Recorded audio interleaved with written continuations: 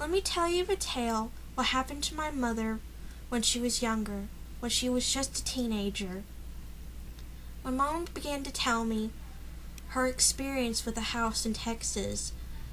It was abandoned, the house itself, but the property was owned by a farmer. The strange thing about it, the farmer really did not like the property at all. It was creepy and desolate. No life has never brought to the property. The trees died, the grass died, not even animals would go near the property, like death plagued it.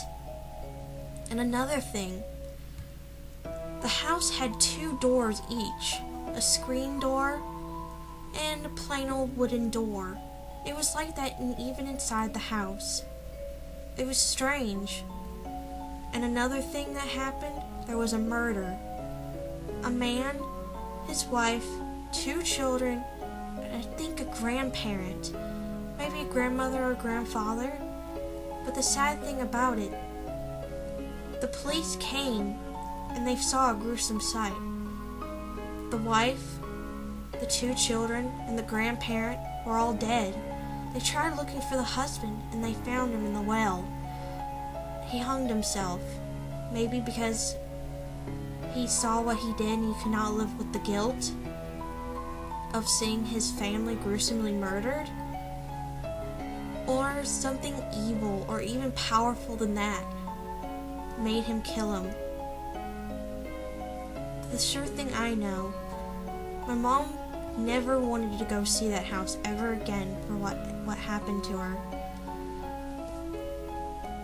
But the farmer that purchased it years later had a mother cow that just gave birth to a calf. And he decided to put it on the property, not knowing that the next day they would no longer be with us. He came to the property and saw that they were dead. And the most scariest thing was, they seemed like all moisture from their body was drained, sucked right out of them, and they just looked mummified corpses. But going back to my mom's events, my mom and her friend and her father came to the property a night, a very dark and dreary night. When they came upon the property, her father told her to check out the house. They did. The house was always open and anyone could come in and my mom and her friend went inside the house. They decided to check down in the basement. When they did, my mom will forever regret it, as the most terrifying events happened to her. Her friend and her went down further in the basement, and they came across 2 glowing red eyes. Then they realized they saw more and more of these glowing red eyes that could pierce through your soul and make a person go mad. My mom could not explain what they were, but they were very large and big, like a large animal.